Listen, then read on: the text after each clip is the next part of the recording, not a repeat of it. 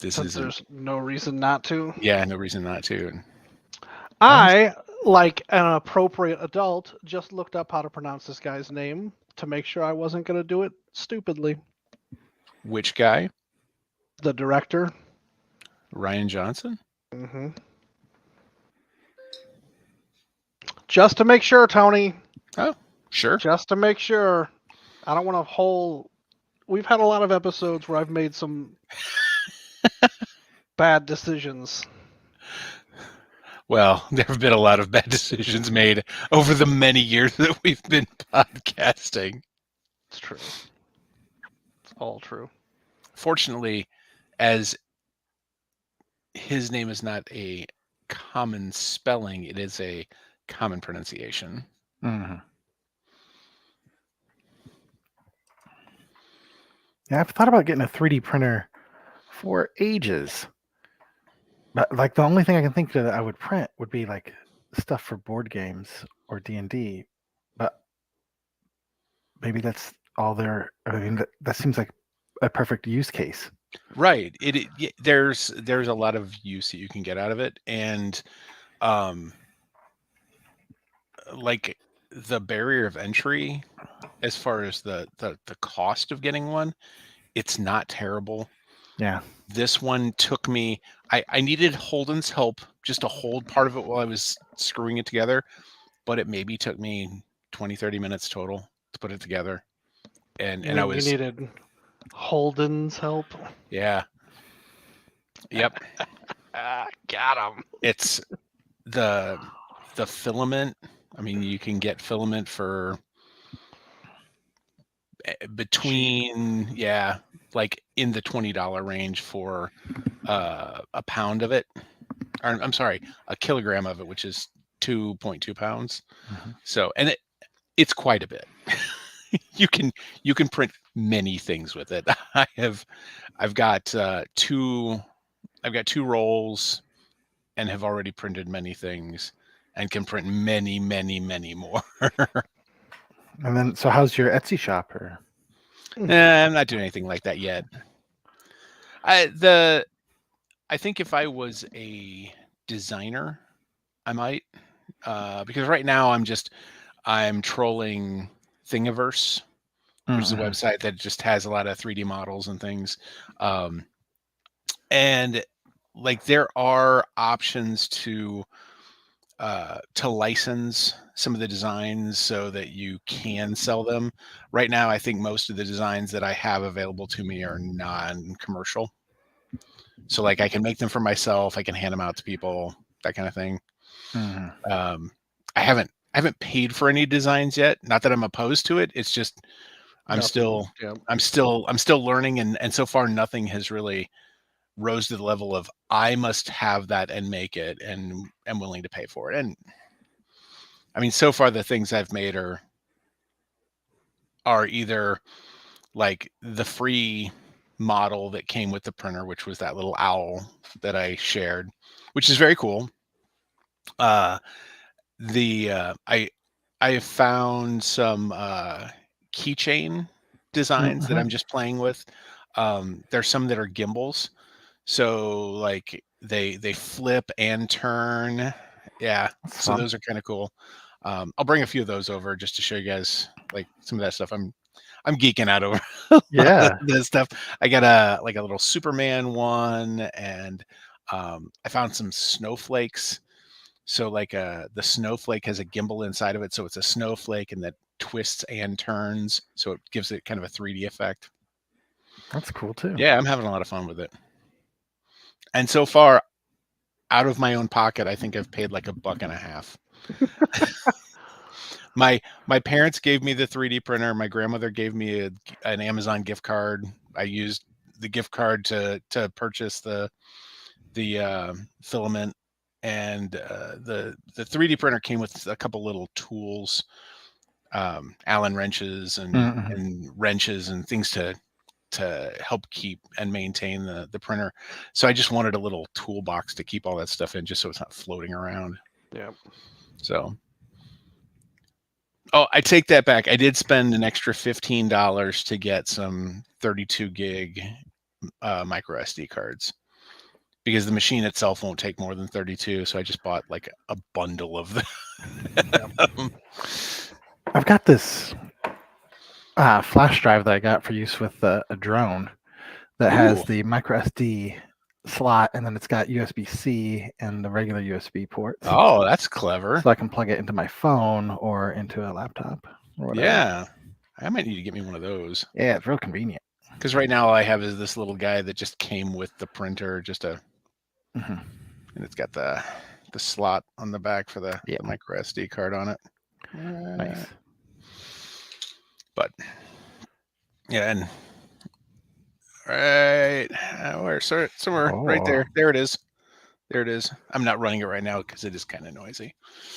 I made sure to wrap up for the day early with the stuff I was printing. I was like, oh, I can print this other thing. Oh, it's a 12-hour print. Maybe I'll wait till after we're recording. Because I am seeing a lot of really cool board game things. Things like the little clips for the bottom of the Destinies. I made a dice pool passer thing for Sagrada. So you roll 9 dice, but then you have to pass those dice around the table. This is just it's just a little circle with a little handle on it. You put all the dice in there and you can just pass that around without the dice getting fancy tossed around. Yeah. That was one of the first things that I printed, I think. Actually, probably the only thing I've printed that has any practical application. And we used it. We actually played Sagrada on New Year's Eve. We do a little 4-person game night. We've done that for years, just the 4 of us. Make junk food and play board games, put a movie on. And Sagrada was one of the games we played. Followed a YouTuber who 3D printed everything for Gloomhaven, so like the whole terrain and all of the objects and all of the monsters, and then painted them all. So there's like a 6 to 8 week space between each scenario they played, because he would like do all the stuff. Oh, wow. But, I mean, it looked pretty awesome. I bet. And I don't know much about the design of Gloomhaven, but I saw that there's somebody printed something that it will hold the monster cards. There's like a little deck box that also holds the monster card up. So. Oh God, Tony, what ADM 3D printer?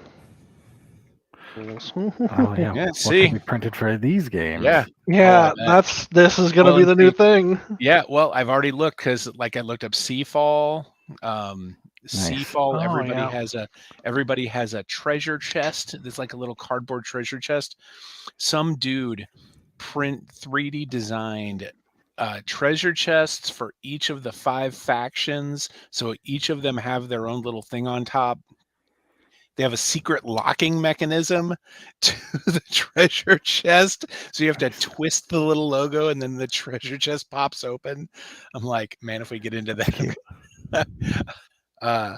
What were some of the other ones? Splendor.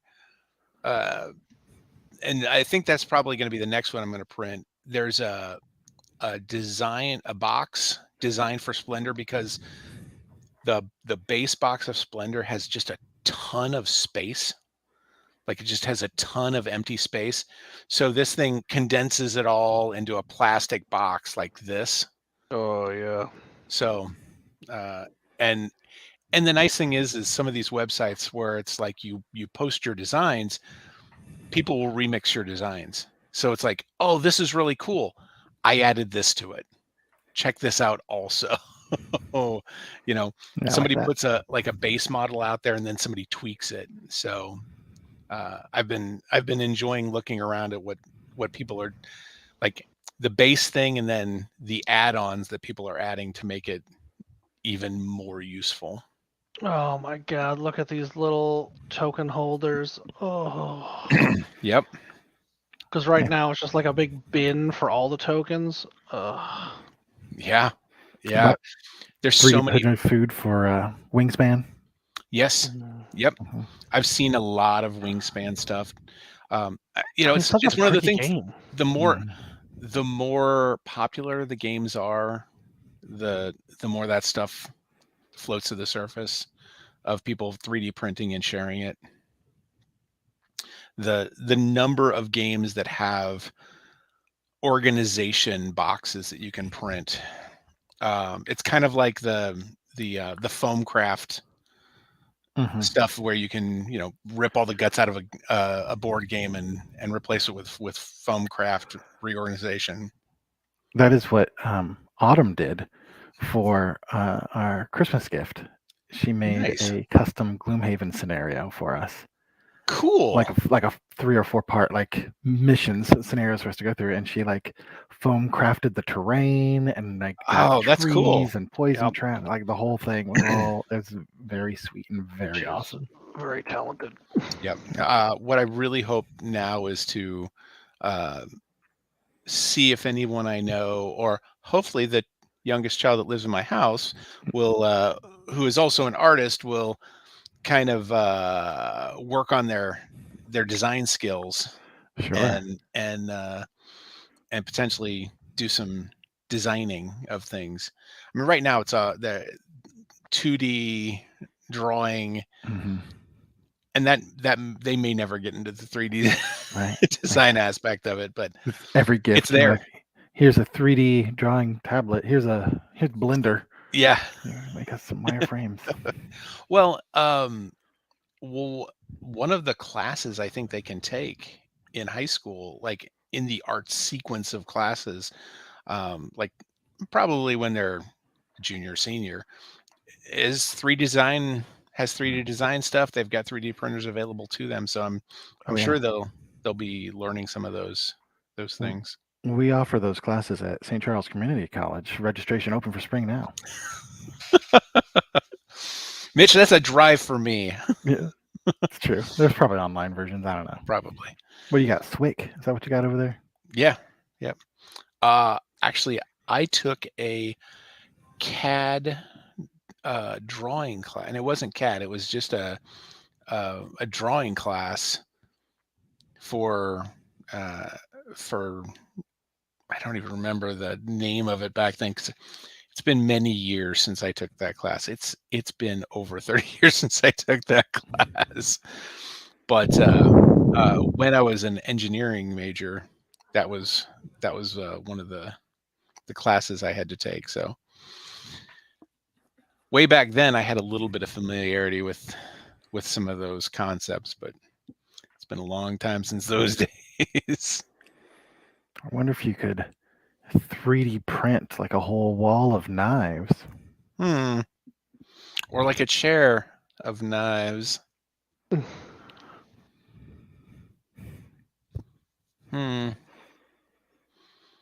to get it back around. Wow, look at you, organic. Mitch.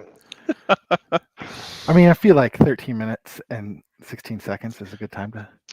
Probably. It's kind of weak for us, actually. Hey, this is Tony. Oh, hey, this is Mitch. And this is David. And we are the Backseat Producers. All day, every day. And I had something that I have since misplaced. I don't know where it got to. Oh, well, I guess it's just lost now. Lost forever. Oh, well.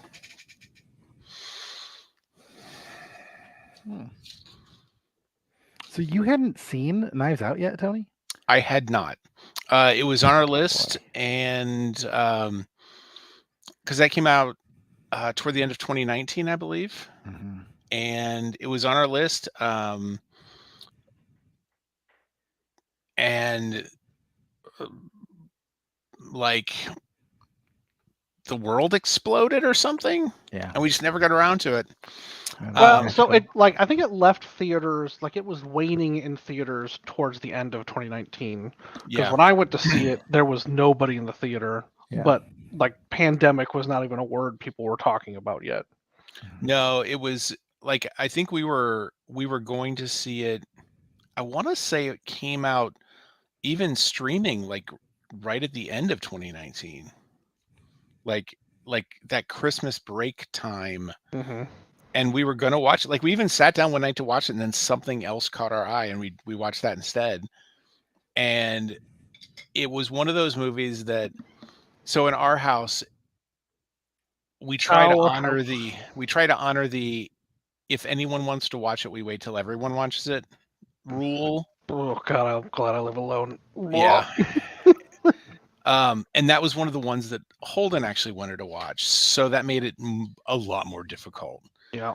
You know, when you have a 17-year-old who's working and in all the drama, like literally in drama and in honors choir, like pinning him down for a 2-hour block for a movie is hard enough as it is. So I think that was part of the reasons why we just didn't get to it. Yep. And then it was, we've got 90 plus things on a DVR.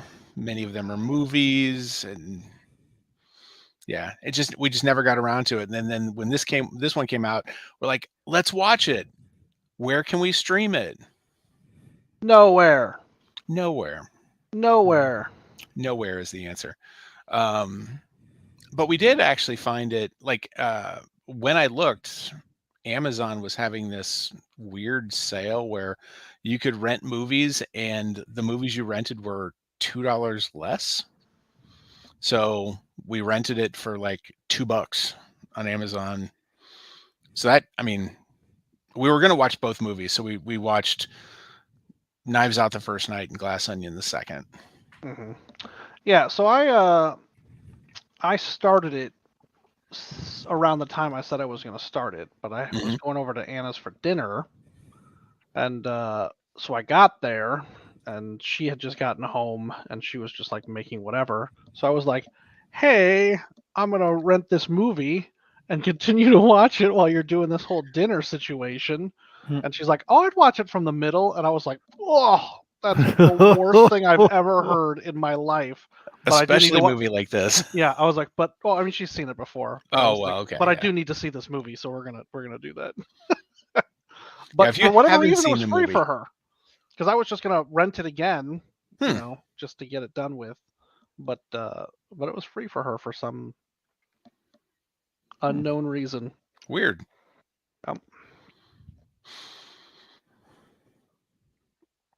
So, Knives Out. Mitch, what did you think of Knives Out? Oh, I dug it a lot. Like, I think I saw it in the theater, and then maybe 2 or 3 other times in streaming. Back when it came out, just with different people who were like, "Oh, I want to see this movie." I'm like, "Oh, you should. Let's watch it together." But I loved Clue as a child, and I watched that movie many, many, many times, and I thought this really captured the same feelings for me that I got when I was watching that movie. So sure, it was nice, fun nostalgia. For goddamn sure. I have never been a huge Daniel Craig fan, but I would listen to him do that for several more movies. Yeah. That drawl is so good. It's so good. Also, the movie is masterfully done. Rian Johnson knows how to make a goddamn movie. That's for sure. Tony, what'd you think? I really enjoyed it. Yeah, because if you didn't, you'd be a weirdo.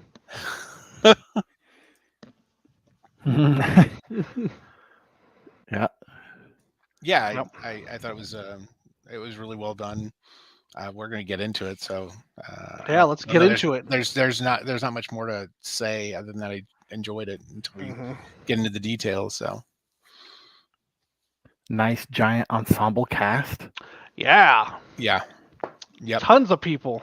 Ricky Lindholm was in there. Yeah. Forgot she was. Is she Oates? Or is she Garfunkel? No, she's Oates. Yeah, because Kate McCucci is Garfunkel. Yeah. Yeah, she's in it, and there's so many people in it. National Treasure Lakeith Stanfield, right? Is in there? I didn't realize he was in it. Until I rewatched it. I watched it and I'm like, oh, I did not know he was even in this movie, and it was like, that's awesome because I love that guy. Yeah, no, I did not. When I first watched it, I had not known who he was, and now I know who he is, and I was pleased to see him once again. He is an MVP on Atlanta. He is just so good. You don't expect anything out of that character. Like the Nope. character is all just him. Like I don't know that they really give him. I mean, there aren't many words for him to say, and the words that he says are really weird. But he is so good in that role. I love the.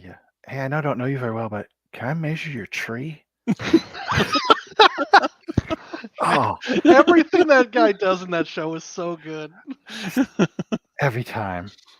It's so weird because, like, it's an interesting foil that he makes on that show because he's like, he brings an element of like this bizarre surrealism to what is just like normal business shit, right? Like just running. Have you seen? You haven't seen the last episode yet, have you? No, I like still got a whole season. Oh man, the last episode. I mean, it's been great all the way through, so I have no doubt that Donald Glover sticks the landing. He relies heavily on Lakeith Stanfield in that last episode, and it is perfection. A couple years ago during the Super Bowl, on the last play, the Seahawks had Marshawn Lynch, who was the best running back in the game. The last play was on like the 2-yard line.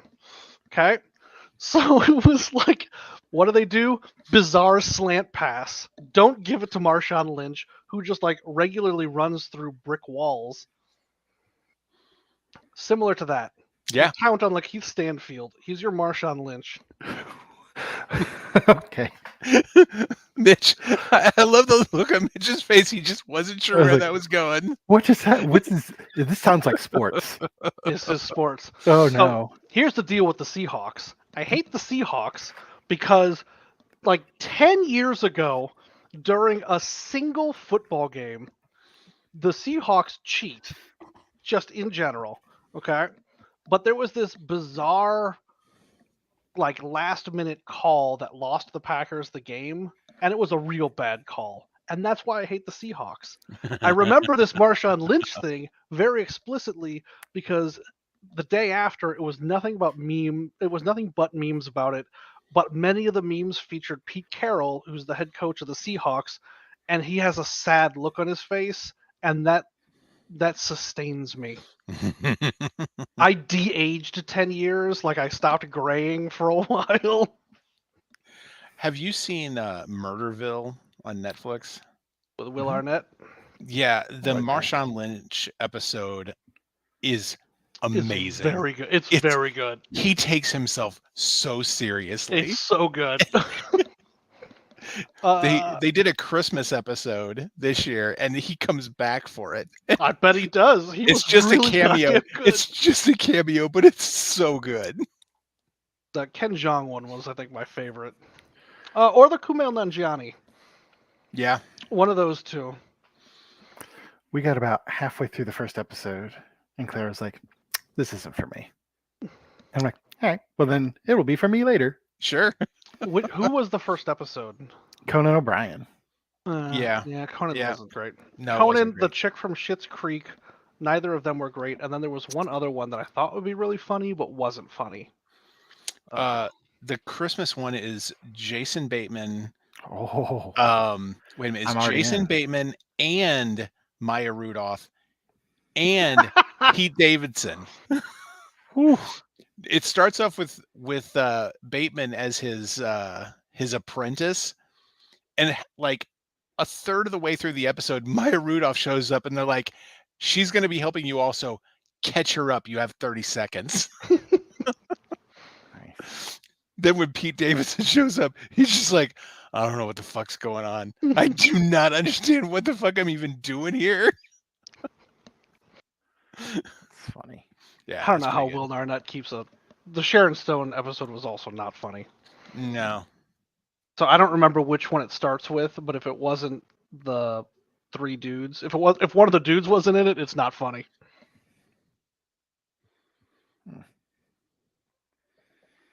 Who else was that in the ensemble?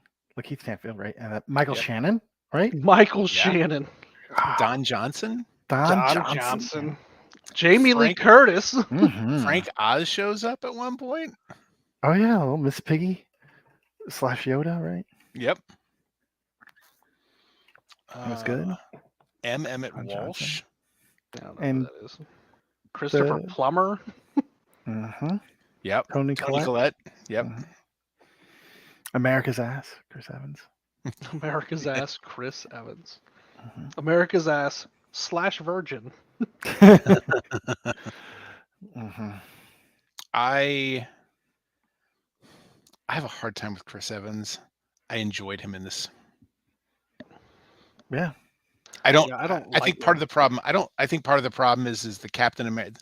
The way they have written Captain America for him, there's just nothing for him to do. Plus, I think he kind of checked out of the Captain America role after about the second movie. Mm. But I thought he was really good in this. Well, it started going in a weird direction, Tony, and I'm tired of complaining about it. I'm never tired of complaining about it. Civil War made no goddamn sense whatsoever. But Winter Soldier was so good. But Winter Soldier was really goddamn good. He jumps out of that fucking elevator.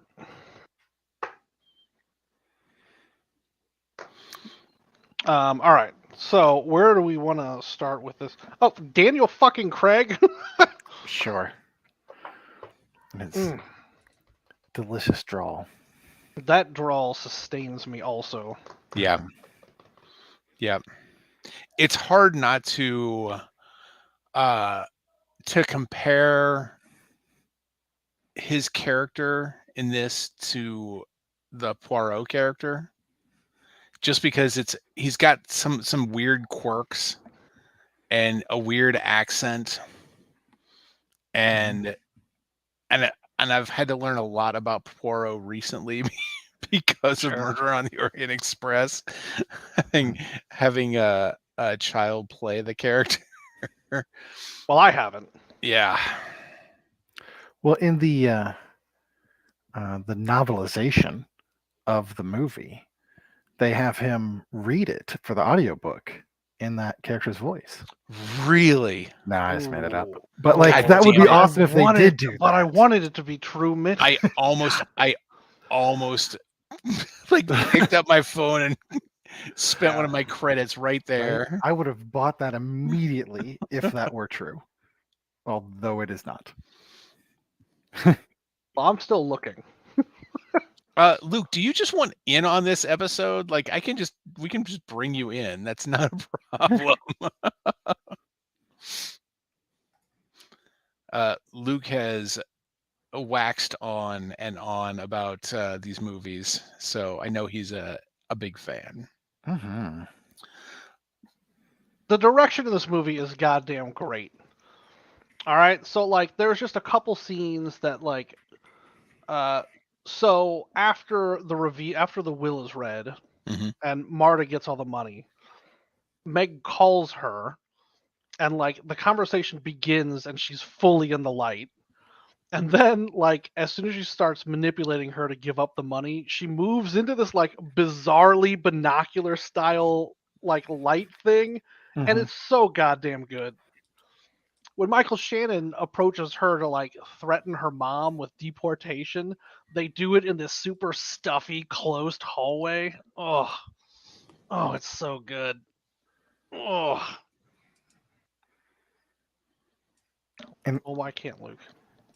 I just kind of love that the setting in and around this house, right? Like we really explored it, like exploring a Clue Mansion or anything else, right? Like that whole environment becomes like used in every possible way, and we revisit the same locations in different lighting or different contexts or at different angles, and it just really like, I don't know, makes you like feel there as part of these scenes, and it's real, and as you see more of the room, you see more of the plot, and I don't know, it's just masterfully done. They do the same thing where they weave in the timeline too. And I like how unreliable the people are when they're giving their testimony, when they're giving their interview pieces, but we actually see what actually happened during those things. Although I do like that that's played with when like she's driving and she's like, was it before the elephant or after the elephant? And he says both, and then he like elephant. Shit's good. That is quality stuff. Mm-hmm. The other thing is that it feels authentically like Backbitey Family. Like Yes. every one of those interviews felt like so good. You're not going to bait me into talking about this. I'm not an idiot. And then just immediately starts talking about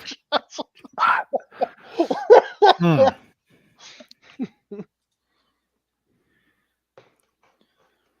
Yeah, all of the family dynamics and drama felt really good. I dug how it was Michael Shannon's son was just terrible, and he either ignored it or didn't care. And that was overheard by the young Nazi masturbating in the bathroom.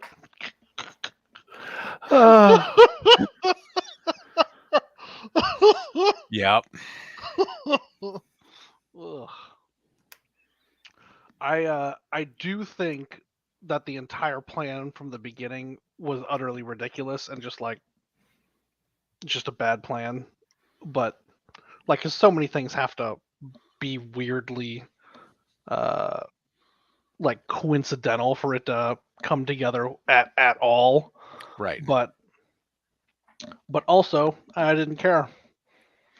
That problem came up in the last 5 minutes, and at that point I had already enjoyed 2 hours and 5 minutes of the movie.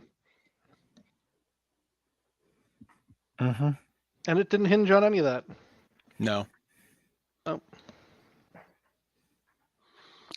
I did have one problem with the movie. Was it Chekhov's knife? Chekhov's No. fake knife? No. It was the weird character thing about the chick vomiting. Oh yeah. It was, I mean, it was funny and it played for laughs, but it was just, I don't know.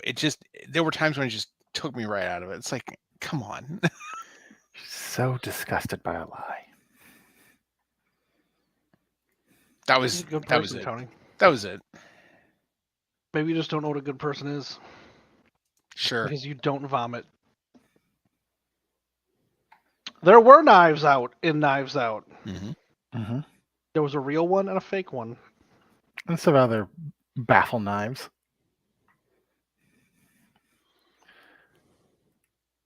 I think the Iron Throne of Knives. Pretty much. I did feel that though, like what you said, David, about the Chekhov's knives. Like when he's like talking about it like earlier, I'm like, okay. Like, that's a little too. But then I expected it to happen. It was like Chekhov's knife, Chekhov's knife, right? Because I expected it, like, because he kills himself with the knife, and so I naturally just assumed we were going to do a thing about that, and then we never did, and I was like, oh shit, all right, well maybe this isn't going to come back up. So I came full Chekhov circle on this knife situation. Mm-hmm. I also was quite enamored with the donut hole monologue. Mm-hmm. When Which part? The first part or the second part? Well, it's when you look closer. You see that it's not a donut hole, but a smaller donut in the hole of the donut. With its own hole. With its own hole, the donut not being whole at all. Oh.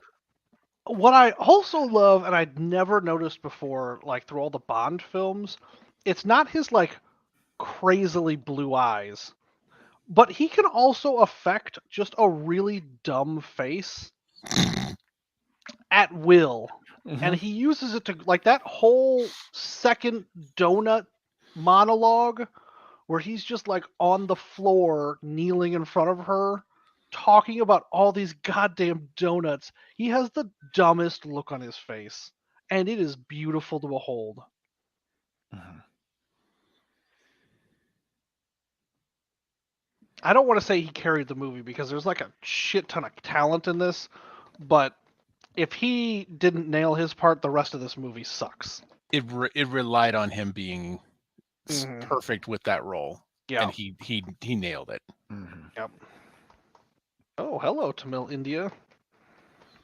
Happy New Year to you too. And I don't want to get into Glass Onion at all, but I am very pleased that Rian Johnson's like, I don't want to make an extended Benoit Blanc universe for us to do this shit in, because he like fought against them even titling it Glass Onion, a Knives Out mystery. Yeah.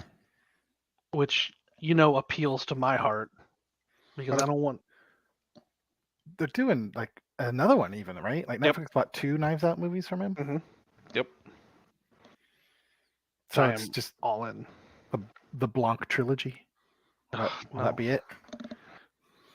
I want them to be like Indiana Jones, just disconnected, nothing to do with each other, except for John Rhys Davies. You know what? If Hugh Grant just shows up again, I mean, this is getting ahead of myself from next week, but yeah, way ahead of yourself. But yeah.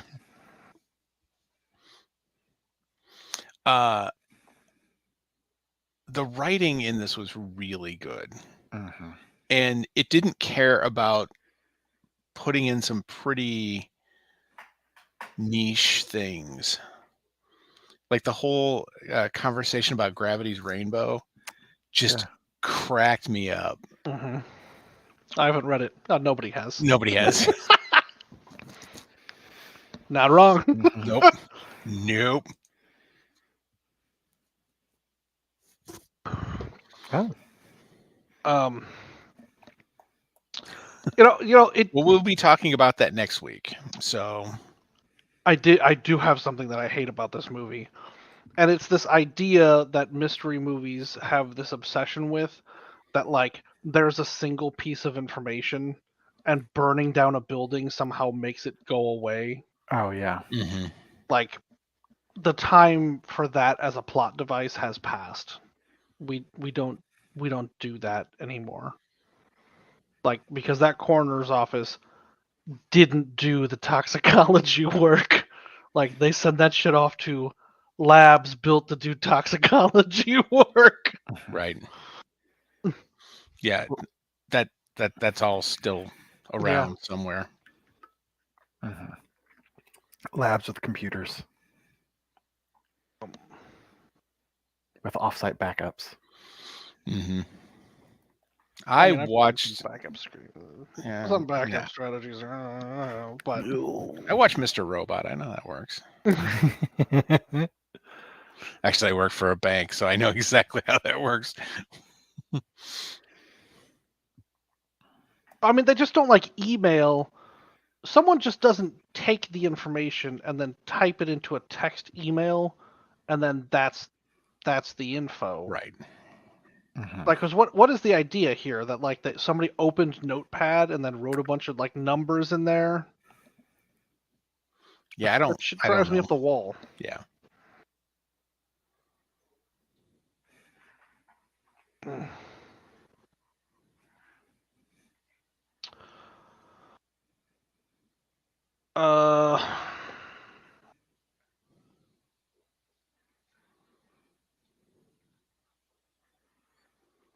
I felt like because of the way they like unravel the timeline and we revisit it again and again, that it also kind of felt like me like the whole of the movie was like parlor scene. Like we were constantly getting like the explanation of here's how it's happening, because everyone was also like explaining their pieces and their bits and everything. Yeah, the IMDb trivia says that like he's even said that like the first 15-20 minutes of the script is just a slog to get through, because it's just people talking about a thing that happened, and like it's hard to energize that into something interesting, especially since for like the first 15 minutes of the movie, Daniel Craig's not doing his thing. You're right. So. But that's interesting, because I don't know that there's another way to do that. You know what I mean? Like, I can't think of another way that you would intro this without just having a huge exposition dump that doesn't, like, you can use the tricks of having the narration not match the video of it, but it's still just like a super boring exposition dump. But then later it does get recontextualized, which is like super interesting. It's a fun. Oh shit! Benoit Luke. Hey, gentlemen. How's it going, Luke? We'll see. I think the kid's in bed, but it's a rough go. real touch and go situation here. So I don't want to hear you bad talking my buddy. Oh, not bad talking. She's not. The bedtime just gets pushed later and later. We tried to get her better draw and it did not go well. It did not go well. Well, she and I had to talk about it, and the problem is you. Yeah. That's apparently.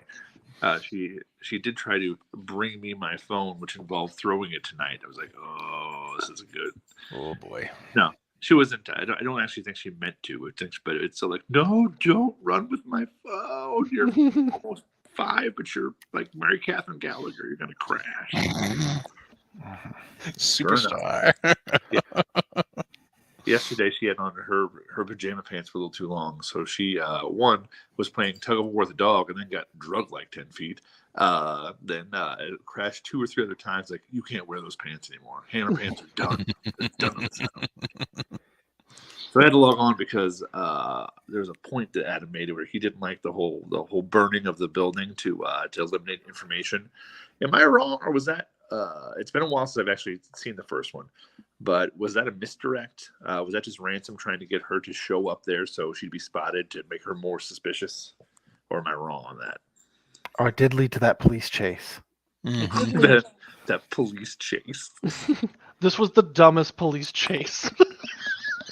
That's God. Daniel Craig is so good. Like, he was a good Bond, but like, I feel like he was built for this. Like, yeah. And I don't know if he had to put in the Bond years to get to this, but it was worth it because, man, he's like I said, he eats it up. Whatever he sacrificed was a right amount. I just love how frustrated he gets with just the stupidity of it all, and just how he lets it go. It's so good. Yeah. So third movie is supposed to be. Rumor has it it's just about Benoit Blanc. So, which fine by me. Yeah, that's sure. Fair. He's got to solve his own murder. I would watch. Oh God, if they killed him in it too, that would be perfect. Right. Oh my God. Well, I know Knives Out 2 is next week, but the guy saying it was terrible is so wrong. It's so good. These are both great movies. Mm-hmm. But yeah, I love I love the themes now that we've seen 2. You know that this is old money is terrible. The next one is new money is terrible. So yeah. The third one's going to be no money is terrible. No money is terrible. Yeah, Any money is terrible. Yeah, it is. So I also loved one of my favorite subtle plot points was just the grandma just sitting there and how she worked into so many scenes. Right. Yeah, it's a great movie. I think the one of the other themes of the duology, trilogy or more, is that learning something about halfway through that recontextualizes the whole first half of the movie. They have to go watch again, which I totally dig. Like that, it feels in some movies that feels terrible, but they do it so well. Especially when you see so many scenes from so many different people's perspectives and get different ideas about it. Sure. And then when Luke threw the lightsaber away, I was like, man, bold choice, Ryan. But but the right choice. But the right choice. It was the right choice. The right choice. I wanted to see those like the Jedi helper ladies show up in Knives Out, but I think that's a stretch. Because they were the best part of the new trilogy, hands down. Also, spoiler, hands down. That's just Star Wars. That's just Star Wars. So I was looking at some of the trivia.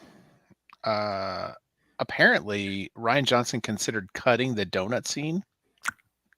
Oh no. Yeah, Craig convinced him that it was good, and watching him deliver it sold him on keeping the entire thing. Nice. The other fun thing that I saw was that the movie that's referenced with Danica McKellar in it is the Hallmark movie, Deadly by Surprise. Is not a real movie. She was not consulted or asked if her name could be used, but she was so delighted and shared the love for the film on Instagram. And she later sent Rian Johnson a knife engraved with the words "Deadly by Surprise" on. Nice. A nice watch is Vanity Fair does these director breakdowns, and they do one with Rian Johnson for both movies and breaking down different scenes, and it's pretty good. A lot of insight in how things played out, and talk about stuff that got left on the cutting room floor. So it's pretty cool stuff, and pretty short too. They're like 20-minute videos, which is pretty short for directors. Anything. Yeah. My kid and I are watching Breaking Bad, and he directed, I think, Fly, that episode, which is a fantastic episode of that show. It's so good. It's so weird. Mhm. Like, I really like the work that Rian Johnson is doing. Brick was fantastic. That's where I first heard of him. I don't think I've seen Brick. Oh, it's I got believe I Joe do. Gordon-Levitt as it's kind of like a noir type of thing set in a high school. He's like a detective going after. No, I haven't seen that one. I think so. 2005. It's fantastic. And He also directed the Mountain Goats Woke Up New music video. Nothing wrong with being a Mountain Goats fan. They have good music. Joseph Gordon-Levitt has a cameo in Knives Out too, which is Yep, the best cameo. I did see that. I don't think he was in one though. Yeah, he was. He was the narrator of the movie That's it. her sister is watching in the opening. That's Whatever. it. Yeah, because I saw that he tries to get him to cameo in everything he does. Yep. That's fantastic. He was briefly in Looper. Just a little bit. Mm-hmm. Was that a Rian Johnson? Yeah. Oh, okay. I did not realize that. Yeah, no, I like a lot of this dude's stuff. I do too. Yeah, I like Looper. Mm-hmm. He did the best he could with Star Wars. What he was handed to him. Yeah. Yeah. Yeah, it's weird. I don't. It feels like in my younger days, I was a lot more. I wouldn't say obsessed, but I was a bigger fan of actors and followed actors and went to see movies to see my favorite actors. And I don't know if it's just the change of cinema or me getting older, but now it's really directors. I feel like once I get a director I love, I just watch everything they put out and don't really worry about the rest. Like, who did? I'm totally blanking. I know this. Scott, the guy who did Scott Pilgrim. I love everything that guy does. Edgar Wright. Yeah, there we go. Mm-hmm. Yep. Edgar Wright, Rian Johnson. Yeah, Edgar Wright makes a good movie, except for Scott Pilgrim. And So wrong, Tony. Matt Flanagan, the dude who did Betrayal at Hill House, and my favorite sleeper movie of the last few years. I keep bringing up, which is Doctor Sleep, the director's cut. I didn't know I didn't pay attention that he was one who did that until long after I was a huge fan. So, but yeah, I've like so much of Rian Johnson stuff. He's in that club. He's like, yeah, I'll probably watch whatever he puts out without question because it's gonna probably be worth seeing. Yep. Yeah, I have a few that are like that too. I wish Shane Carruth would make more movies. He makes weird fucking movies, but man, I love him. I like Vincenzo Natali, who did Cube and Hypercube and Species. And he directed a bunch of episodes of TV now, things like Hannibal. He works with Brian Fuller on stuff. He's real weird. It's good stuff. Mm-hmm. Anna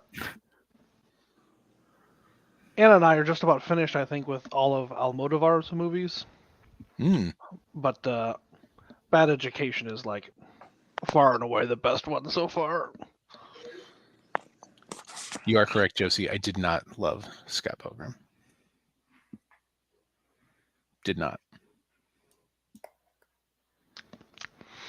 Didn't like the original source material either, though. I tried to read it, and I found him just insipid.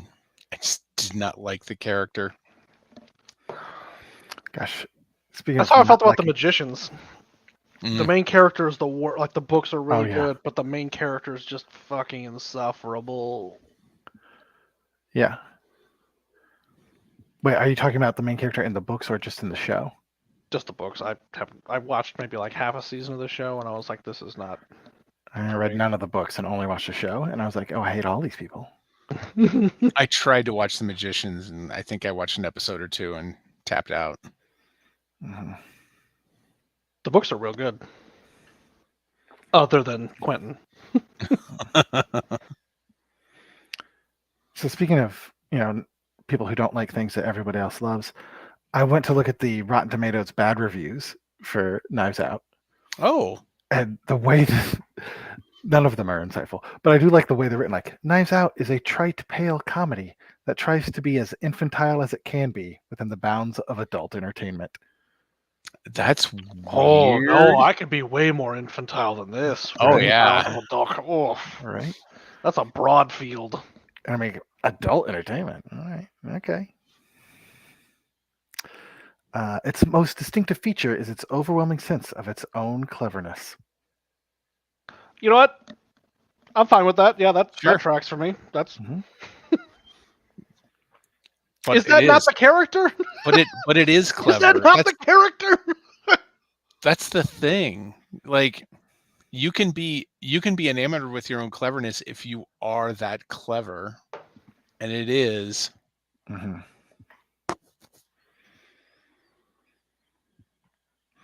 Yep, a predictable whodunit that seems to want to act as homage to the great mystery features of the past, but ends up feeling like a recycled plot from a lesser Agatha Christie novel.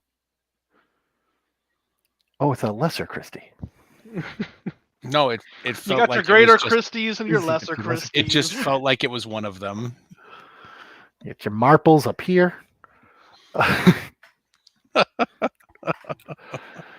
Oh, and what do you think they are basing this was predictable on? Like, at what point did you assemble? Like, at what point was the availability of facts there for you to piece together what the conclusion was?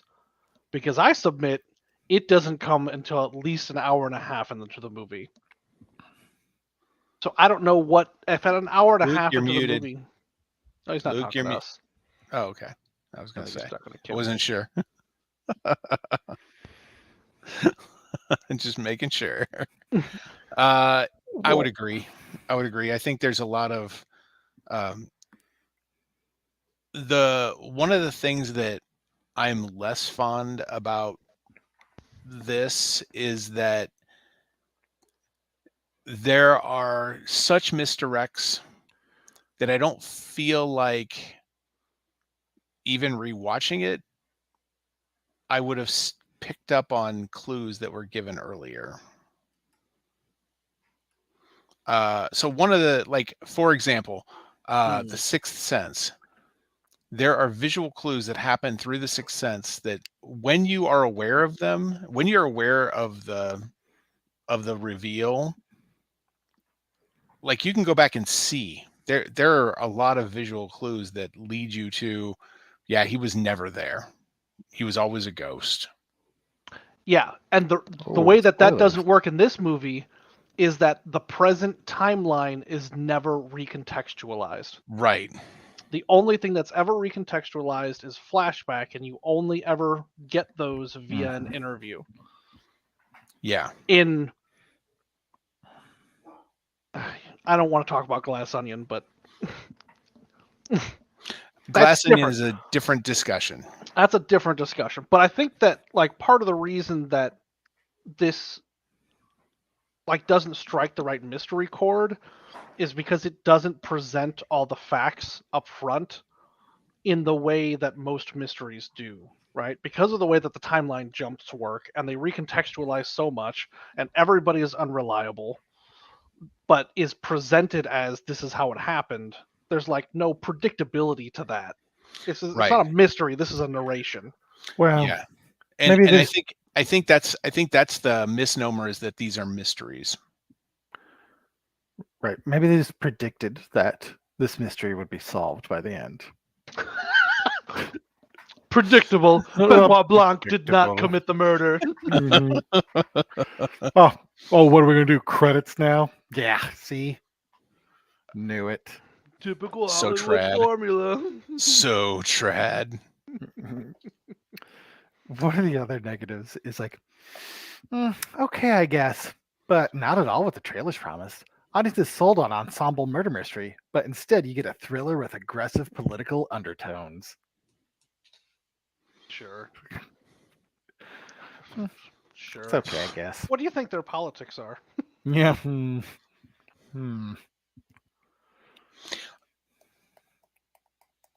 They were in that bathroom with the masturbating Nazi.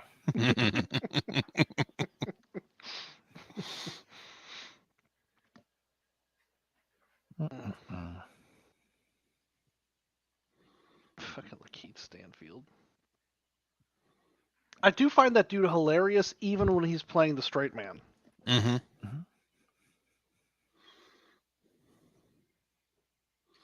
I'd have dinner with that guy. Oh yeah, 100%. I'd have dinner with a lot of people, though. That's not actually a distinction. I would get stellarly high with his character from Atlanta, just to go on adventures with him. Just to follow him around and like, where are we going? And then like him tell you where you're going and still not have a clue. Yeah, even after you've the stratosphere. Even after you've been there, you're just not sure what happened. I would purchase arms from him and Sorry to Bother You. International arms deal with that guy. That movie was so weird.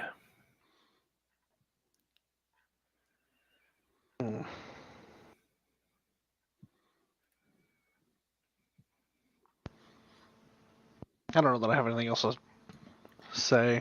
No, I think I have actually a little more to comment on next week for Glass Onion. But and Glass Onion will be a fun discussion because you can do all the comparisons. Mm-hmm. Also, and how different it is. Yeah, that's the hard thing. I'm hamstringing myself. Yeah. Not discussing that one now, because I did see them, but back to back, basically, which was actually kind of a fun experience. I watched Glass Onion on Monday. Yeah, and then watched Knives Out today, which is still seeing them back to back, but in a different order. Not like it really matters. Not at all. And that's why I love it. Yep. Yeah. There is a context to the time, but it doesn't matter. I was also really hoping that while I was watching this movie the first time in the theater, I was hoping it would do like Clue did, where there'd be like multiple possible endings. Right? Because what a gimmick. What a weird thing. Have you seen other movies do that? No. Yeah, me neither. That's a hell of a gimmick. That's a one gimmick pony. Yeah. And I think it really only works for a movie like Clue. That's so heavily comedic. Where this movie was funny, it didn't lean as much into the comedy slapsticky. Well, I guess what I want the like Quantic Dreams produced video game version of Knives Out, right? Where we can play through like a choose your own adventure version, of the murder mystery. Like what was that Black Mirror movie? Oh right, yeah. right? Where you were making choices like whether you eat the What was the cereal name or of that not. thing? Oh, come on. I can't remember. I'm Let's blanking see. on the name.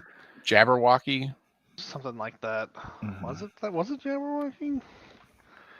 Was it like Jabberwock? Maybe.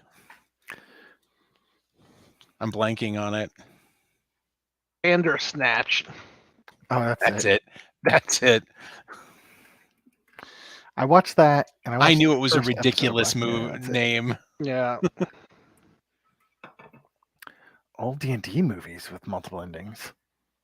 Hmm. Well, I mean, I have the D&D VHS for Dragon Strike. Ooh, I just hooked up a VCR, so I can play this VHS enhanced board game. Oh yeah. Oh. What we're doing Is it tomorrow. narrated by Dan Harmon? Yeah, that would be the best. Yeah, Blade Runner had 2 for bad reasons. Blade Runner there's 4 different versions. They've got like 4 or 5 different versions of that movie. Or Brazil, right? Had a couple different endings. Yep. But they weren't either or endings. No. No, these are like re-edited. Clerks. Blade Runner Clerks was had like 2 a endings. yes and it was Yeah. like nobody asked a question though. Mhm. Right? Yeah. Do you remember the Mel Gibson movie, Payback? Yeah. So, because there's the movie that was in theaters, it was all washed out and it's kind of comedic, but like they later released the original director's vision for the movie, and Really? it's way darker. Hmm. So it's the first 80% is essentially the same scenes, and then they added in a whole bunch of stuff to make the theatrical release. Hmm. So you can get the original directors, because they changed directors, the original director's cut of that movie, and it's so wild because you can see the same scene and the editing is just slightly different, and it totally changes the tone of a scene. Wow. Like there's a scene where a guy is in a cab and he's getting shot up and he dies, and it's hee what happens in the movie because he's an unlikable character. But in the original cut, like they linger on it and they linger on his corpse a little bit more, and it's like, oh, like it's like violent and sad. Yeah. That's a fun one to see multiple versions. Oh, there was another one. Daredevil. The director's cut of Daredevil is a considerably different movie. Is it It's considerably better. It is Oh, considerably better. I mean, okay. the Snyder cut was better. I can't co-sign that.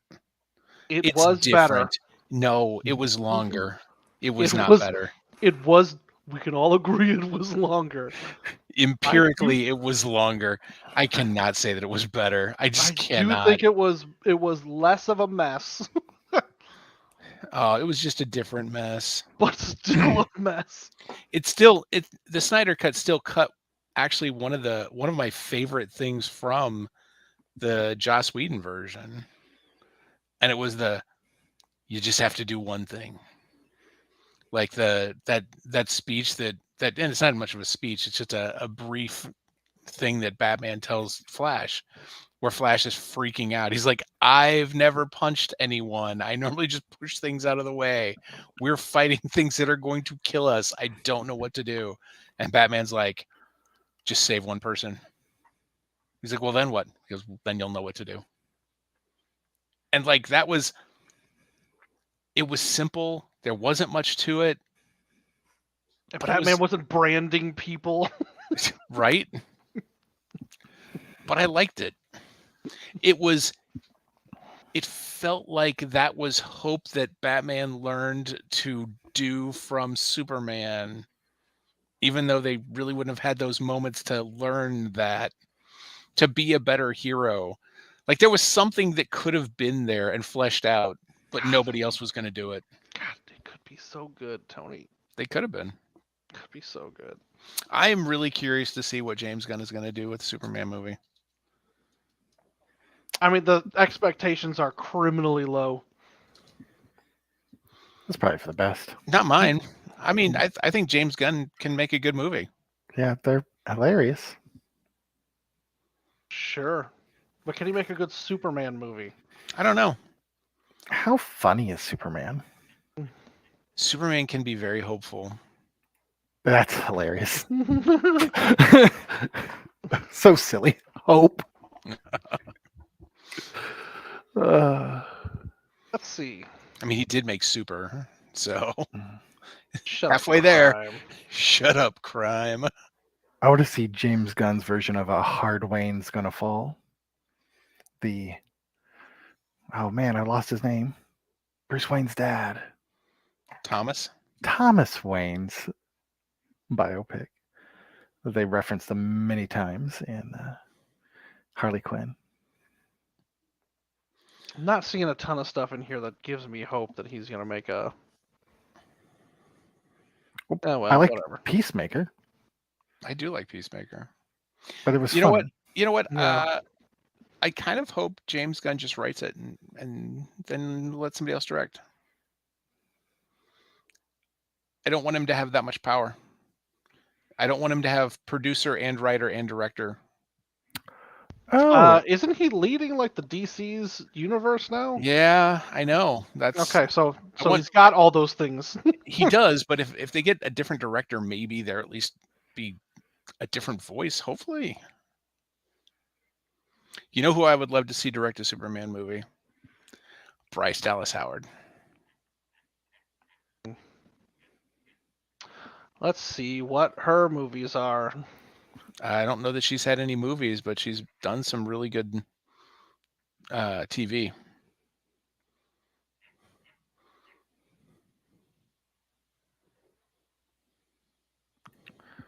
oops.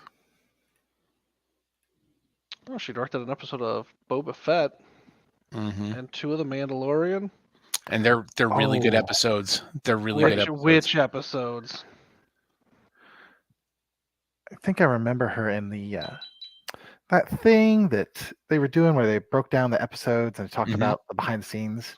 Yes. And Jon Favreau like steamrollered everyone in all those bits. It was kind of embarrassing to watch much he talked over. Yeah, it was. Everyone. She did have a really funny story though about how she's like, yeah, when my dad was going around doing all these things, my mom made him take me with him just so she wouldn't be stuck at home with all the kids. And I remember this one time I flew to Japan with him and like I fell asleep because all these guys were talking and everybody's listening to her stories. Like, she's like, yeah, you know, it was my dad and George Lucas and Akira Kurosawa. Like every name she mentions, they're just like leaning in more. Like, what? She's like, yeah, I fell asleep on my dad's lap because they were just boring and talking about old movies. Kurosawa. Well, not wrong.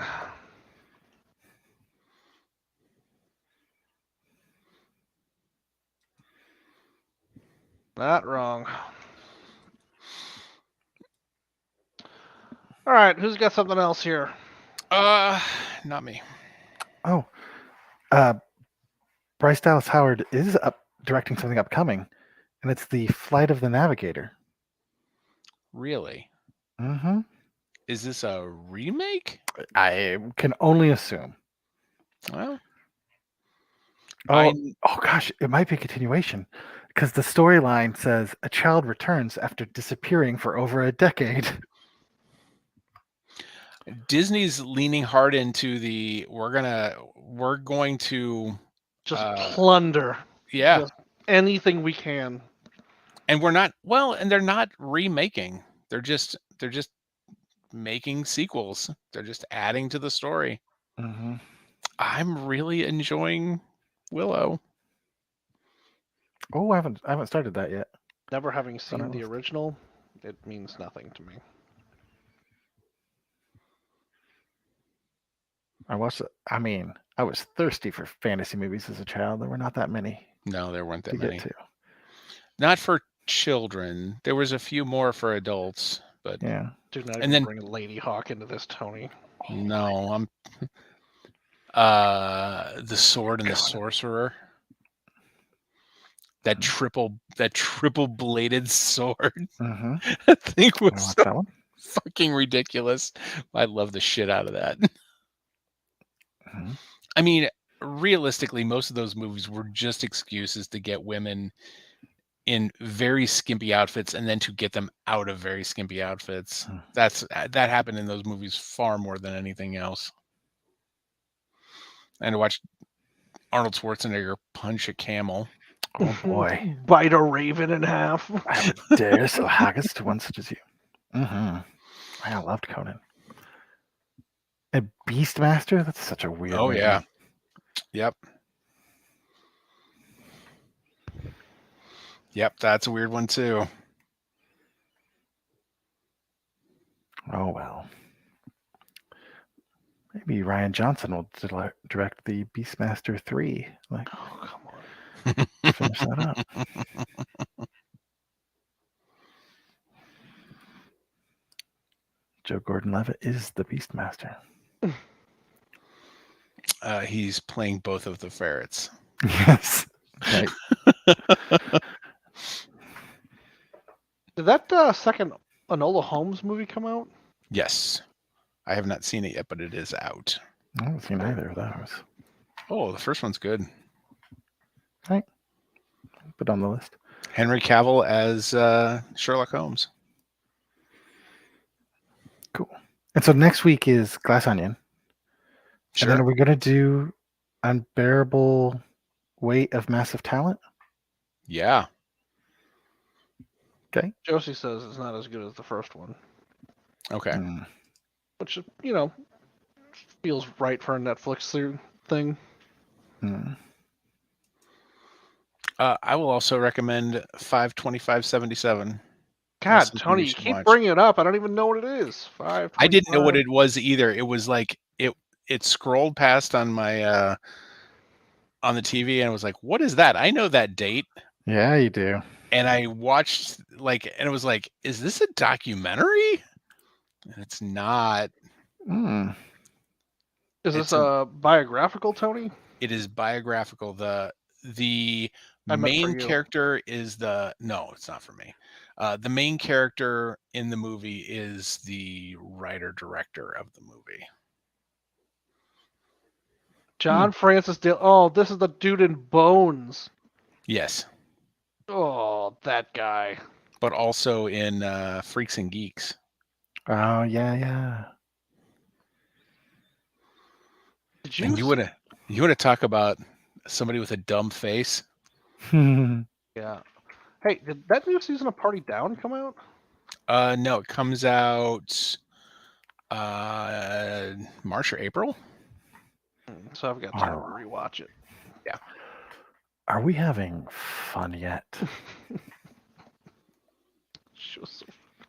Well, I also saw Spirited, the Will Ferrell, Ryan Reynolds Christmas musical. Yeah. I just got Apple TV for Julie for Christmas. We haven't hooked it up yet. So. Well. But. It's worth watching. If you like music. Just got Apple TV? Oh, God. Did you get it for Severance? February 24th, 2023 is the premiere date of Party Down. Yes. Oh, months away. Months away? What do you mean? Next month. 28 days away. Oh. Next month. Oh, that means I can start rewatching it now just in time. Yeah. That's not true. I'm going to finish it in 2 days. Yeah, that's not long. So I'm not crazy about musicals, and also I'm kind of sick of the Christmas Carol story. I just I like a bromance story. Yeah. So that's nice. That's also the thing I liked about Unbearable Weight. Oh, what is that on? Which one, Unbearable Weight? Yep. I watched it on cable. Ew. I forget you use your TV as an actual TV. Yeah, that happens.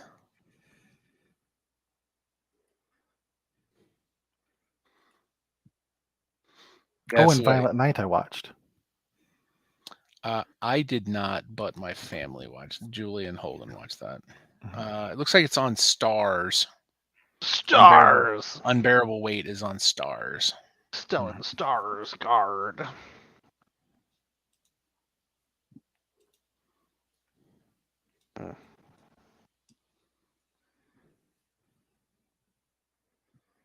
Awesome. All right. Well, we got some stuff to talk about. Yeah. And it looks like 5/25/77 is on Showtime. Showtime. Ugh. Or you can rent it on Vudu. On what? Vudu. This shit's made up. VUDU. Oh, that shit's made up. I mean, That can't be everything real. is. That can't be real. Only in my mind. All right. Well, we'll talk about Glass Onion next time then. Awesome. All right. Catch you All later. right. See ya. Bye. Boop.